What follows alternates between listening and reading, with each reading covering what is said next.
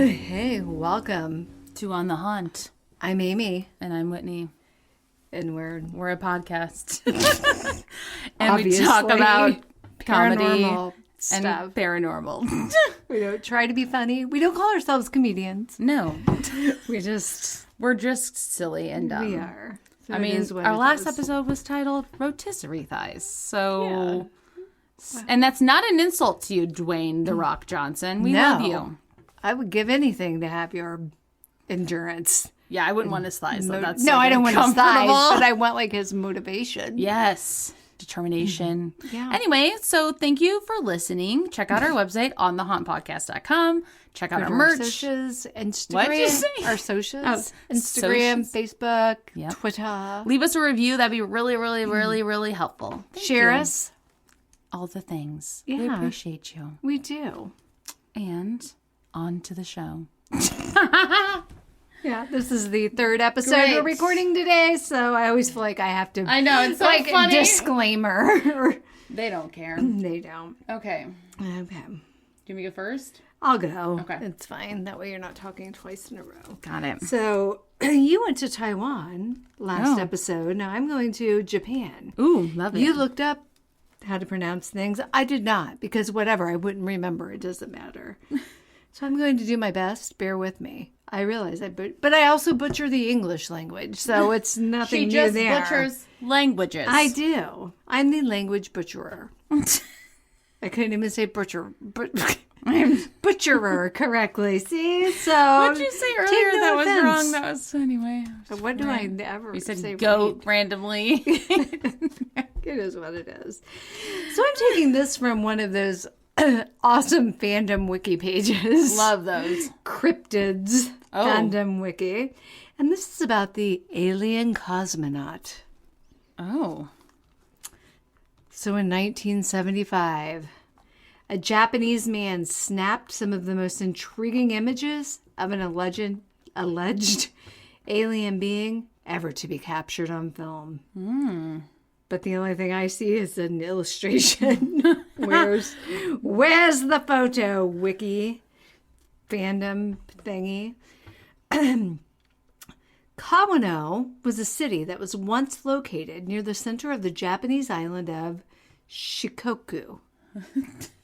Nope, not right. That's okay. Oh, are you on cryptids with a Z? That Yes. fandom? Yeah, great. However, as of April 1st, 2004, Kawano was merged with Doishingu and Oh, Doishingu.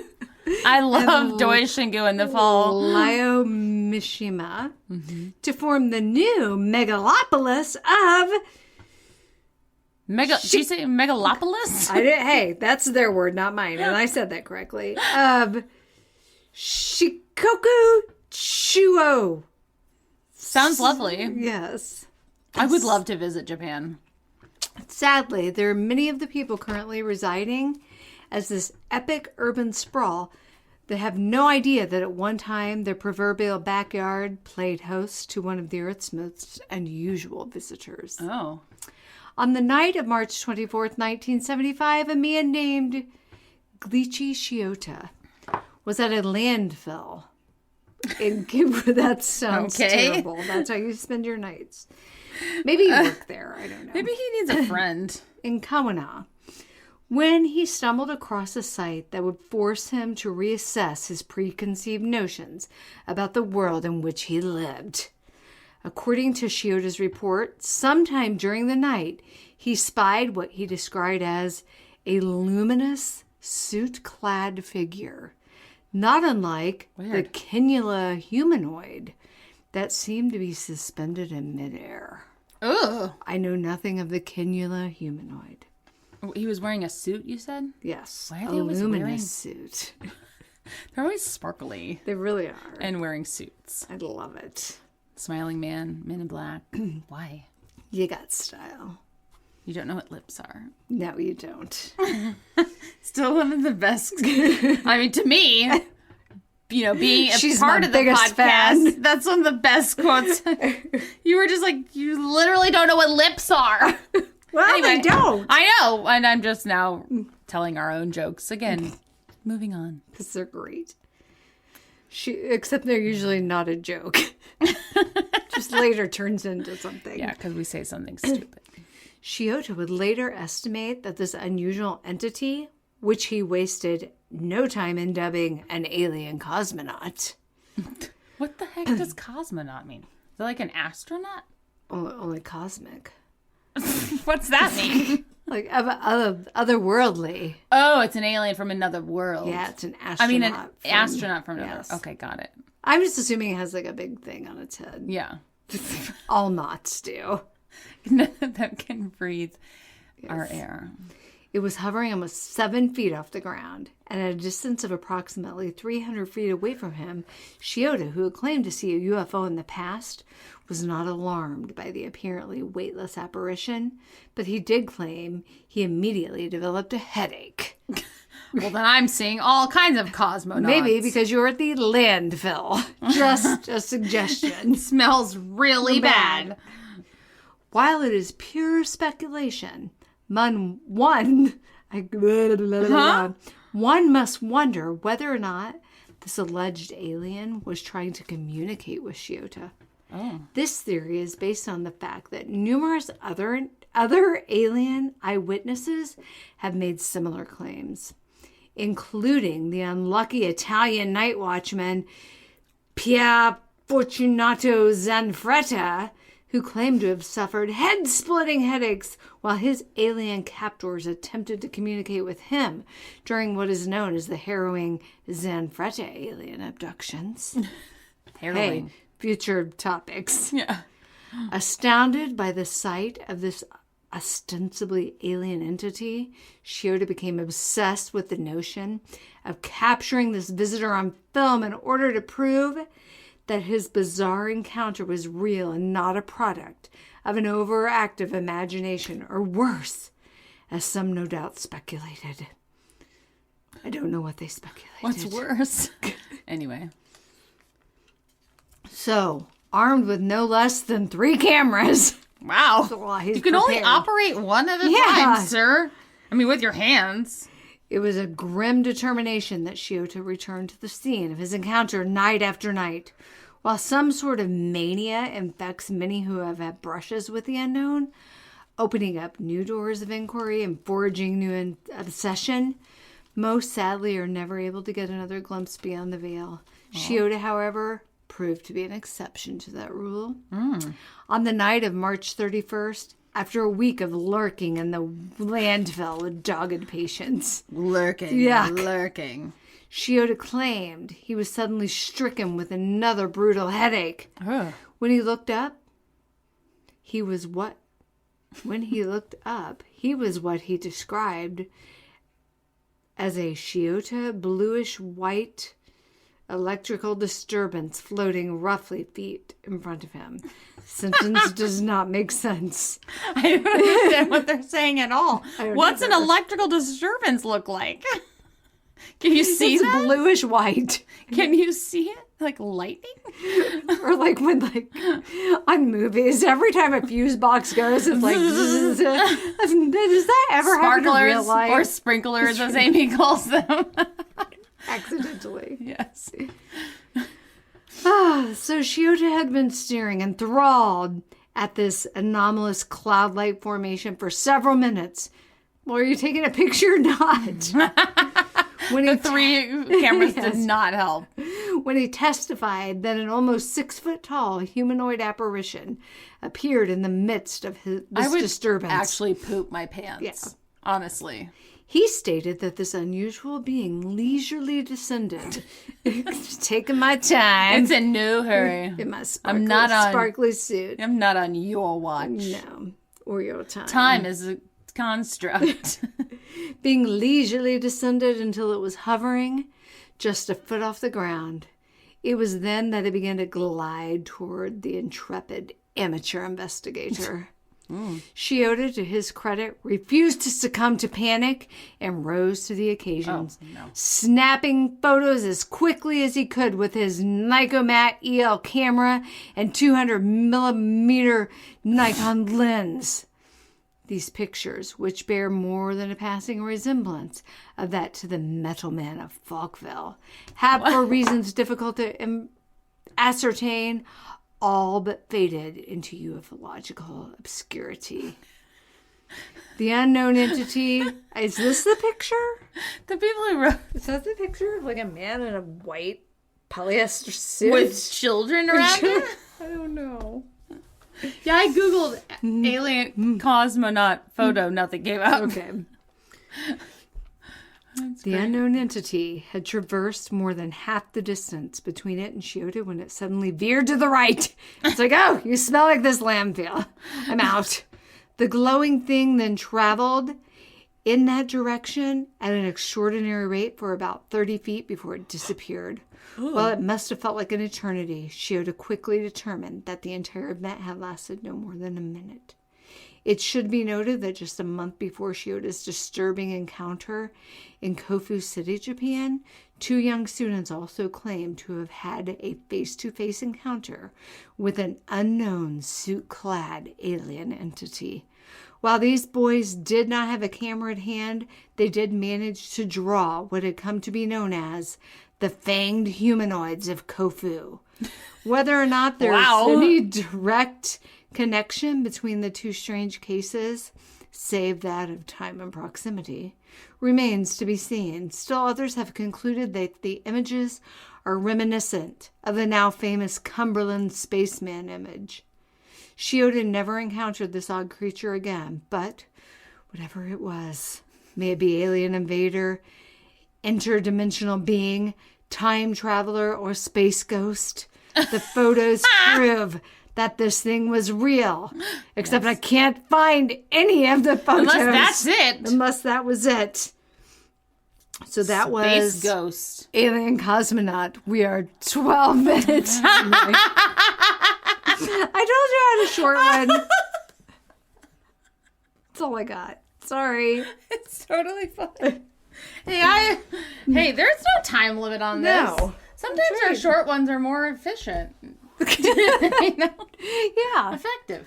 Depending on what's going on in your life That's that right. day. Okay. Well, today I'm going to be telling you about, I forget her name. The exorcism of a satanic high priestess. Ooh. Allegedly. Yeah. So I have my sources today are irishcentral.com. Hey. Don't know. And christiantoday.com, as well as the Washington Post. I don't know if I'll be using all of these. What? I'm going to start with Irish Central because it's like really legit looking. This is an article by James O'Shea. What an Irish name. Very. Okay. A leading Irish-American psychiatrist has written how he believes the devil does possess, which this is interesting, a psychiatrist writing this, certain people, and that there is such a thing as demonic possession. He is currently writing a book on the topic and has written about individual cases he believes are demonic possessions in the Washington Post. This is starting off very weird. I forget what the name of his book is, but I'll tell you later if I don't get to it. Dr. Richard Gallagher, Yale and Columbia University trained, who has worked closely with Catholic priests who are exorcists, instances a small number of cases where the person's symptoms give him no other option but to diagnose possession. This is very much like the TV show Evil, by the way. It's like a Catholic priest, a psychiatrist, and then just like a funny guy going around checking out creepy things. Watch it. That's all. She's going to keep pushing that.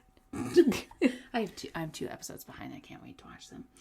Gallagher writes of one such person he met in the late 1980s. The 80s. What a time to be alive. Satanic panic. Yeah. I was introduced to a self-stylized satanic priestess. What does that mean? She just claimed that?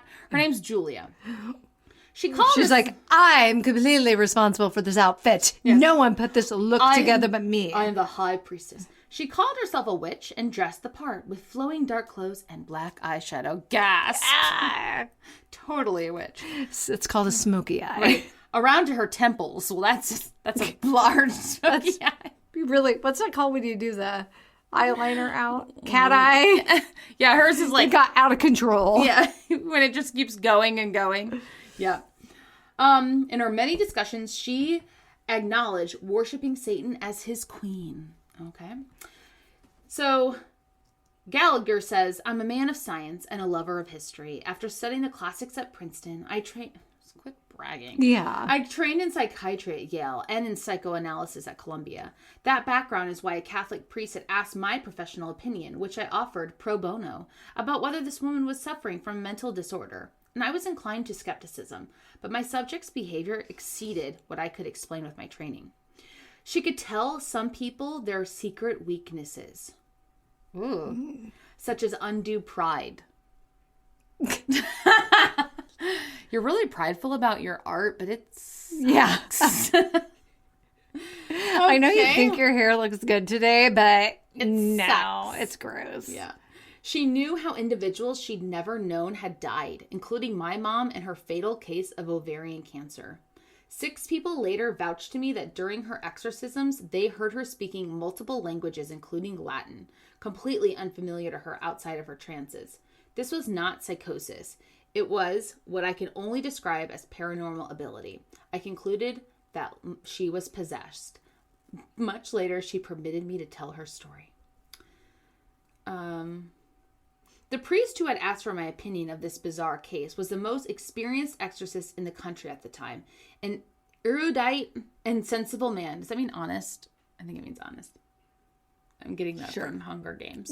Is that Hunger Games or there's the erudite? Oh, yeah, you're right. I had told him that, even as a practicing Catholic, I wasn't likely to go in for a lot of hocus pocus. Well, he replied, unless we thought you were not easily fooled, we would hardly have wanted you to assist us. They're making another hocus pocus. I know. I'm so excited. I saw the trailer. Julia, quotes, is a middle-aged, self-supporting Caucasian woman who lives in the U.S. She first approached her local clergy on her own and was soon referred to an official priest exorcist to explore getting help. She herself was quite convinced from the start that she was being attacked in some way by a demon or Satan. Well, if you're a Satanist, though, why would you be upset about being attacked by Satan? Right? I don't know, maybe I'm not going to be as offended by being attacked by Jesus. You know what I mean? Well, I mean, right. Please don't. Stigmata. Jesus is oh, Lord. I lose all my friends. You become a social pariah. Please still be my friend.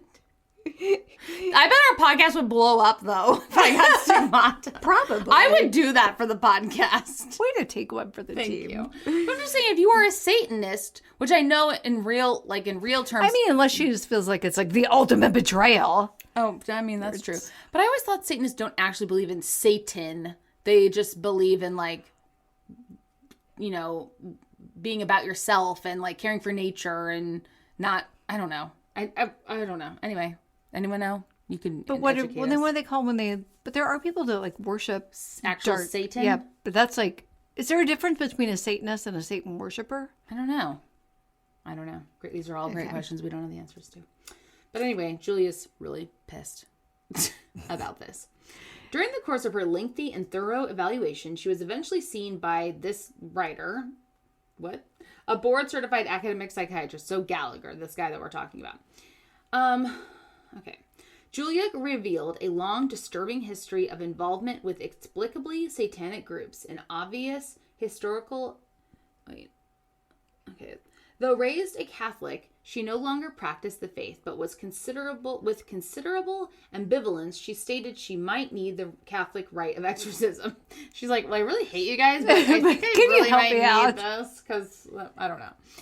Julia was not the typical type of individual who frequently importunes the church for help, but who is really in need of psychiatric or other medical intervention. She was in no way psychotic. In fact, she was consistently logical, highly intelligent, and even quite engaging at times, despite her obvious turmoil. Periodically in her presence, Julia would go into a trance state of reoccurring nature. Mentally troubled individuals often disassociate, but Julia's trances were accompanied by an unusual phenomenon. Out of her mouth would come various threats, taunts, and language and phrases like, leave her alone, you idiot. That's me every day to my own family. That's like the weirdest insult. So, leave her alone, you idiot, or she's ours, or leave, you imbecile priest, or just leave. Go away. Do not enter. The tone of this voice differed markedly from Julia's own, and it varied, sometimes sounding guttural and vaguely masculine, at other points high-pitched. Most of her comments during these trances displayed a marked contempt for anything religious or sacred, obviously. When Julia came out of these trances, she strongly professed no recollection of these remarks or of having said anything at all. An experienced psychiatrist might well conclude that we were probably, therefore, dealing with the dissociated personality, or more precisely, even dissociative identity disorder. What quickly made this understandable hypothesis implausible, however, were several other peculiar, though obviously related, phenomena, but a sampling of which is covered here. Because of the complexity of this case, we assembled a team to assist. Everyone, together! Yeah, the team! Good. They should have a cool name. Yeah, they totally should. Because I wouldn't want to do this. No. Scare the crap out of me. At least give me something cool to put on a t-shirt. Right. At varying points, this group comprised several qualified mental health personnel, at least 4 Catholic priests, a deacon and his wife, 2 nuns, both nurses, 1 psychiatric, and several lay volunteers. Dang. All for one exorcism? Yeah. And we're the lay volunteer. We're just we're just like, here. I'll just tell me what to hand you, and I'll give it to you. Yeah. I'm just here for the t-shirt. Right. We made a number of phone calls to arrange gatherings together to help Julia. Julia herself was not in on these phone discussions. She was far from the area at the time. Astonishingly, Julia's other voice, again, sometimes deep, sometimes high-pitched, would actually interrupt the telephone conversations and somehow come in over the phone line. Oh, that's weird. The voice would have the same message. Leave her alone. Leave, you idiots. Get away from her. She's ours. Julia again said later that she was unaware of any such conversation, and yet this speech was heard distinctly by several of the team on a number of occasions. That's weird. As mentioned, even outside her trances, Julia unmistakably displayed psychic abilities. Put another way, her presence was clearly associated with paranormal events. Sometimes objects around her would fly off the shelves, the rare phenomena of psychokinesis known to parapsychologists. Julia was also in possession of knowledge of facts and occurrences beyond any possibility of their natural acquisition. They're using so many big words just to be like fancy. It's annoying. I went to wherever. Princeton and Columbia. She commonly reported information about the relatives, household composition, family deaths and illnesses, etc. of members of our team without ever having observed or been informed about them.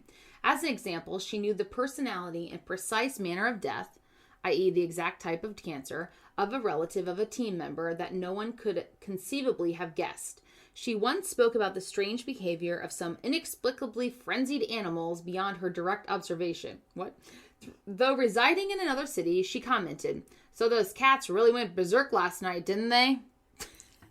The morning after 2 cats... Well, that's just an educated guess. Right. So she said that the morning after 2 cats in a team member's house uncharacteristically had violently attacked each other at 2 a.m. Weird.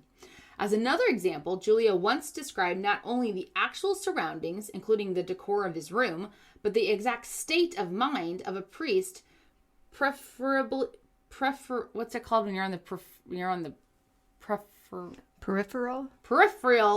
thank you, involved, whom she'd never met. The facts were subsequently precisely confirmed. Julia could also consistently depict from afar and with amazing detail the activity of one of the principal priests involved.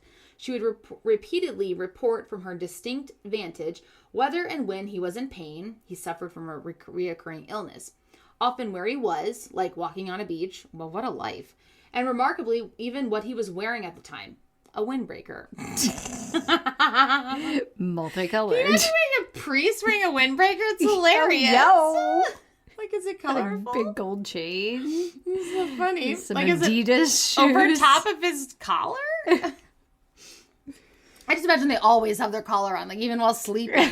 Can they take it off? I don't know. I think so. I'm sure it's they just can. part of their formal uniform attire. Yeah. Rounding out the picture of this case, finally, were the happenings during the lengthy exorcism rituals that Julia herself requested. There were 2 series of such sessions separated by a period of time. Ultimately, due to her hesitations, these efforts were interrupted and may or may not be resumed. exorcism per se, a worthy and complex topic in itself, is not the focus here. The article looks rather to the reality of the subject. Okay. The exorcism began on a warm day in June. Despite the weather, the room where the rite was being conducted grew distinctly cold. Later, however, as the entity and Julia began to spout vitriol and make strange noises, members of the team felt themselves profusely sweating due to the stifling heat. That's us all the time. Always. The participants all said they found the heat unbearable. It's just also Missouri. Us. Right. Don't touch my thermostat. No. Julia at first had gone into a quiet trance-like state. After the prayers and invocations of the Roman ritual had been going on for a while, however, multiple voices and sounds came out of her.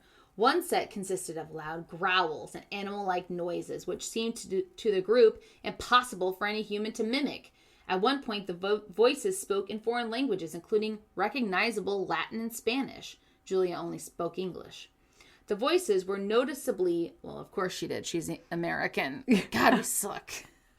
I need to learn another language. I wouldn't have time. I know. I was doing that little app there for a while. Were you? Babbel? Or whatever the one TCO talks about? Anyway, it doesn't matter. I don't remember. It was like you play games. Yeah. That seems like the good way to do it. The voices were noticeably attacking in nature and often blasphemous and highly scatological. I don't even know what that means. Poop related. Scat. Identify my scat. Hold on, I'm going to look it up. Because what does that mean? If it has something to do with poop, it's funny. Relating to or characterized by an interest in excrement and excretion. Ew. Gross. I did not know that was a word. Scatological. He's been waiting for so long to have a reason to use that word in a sentence. Scatological. So they're just talking blasphemy and poop. Yes. As one Satan, does. You're so predictable. They cursed and insulted the participants in the crudest way. They were frequently threatening. Trying, it appeared, to fight back. Leave her alone. Stop, you whores. To the nuns. That's just rude. Oh, jeez. Those are literally the opposite of a whore. Yes. You'll be sorry. And the like. Julia also exhibited enormous strength, despite the religious sisters and 3 others holding her down, probably the lay people.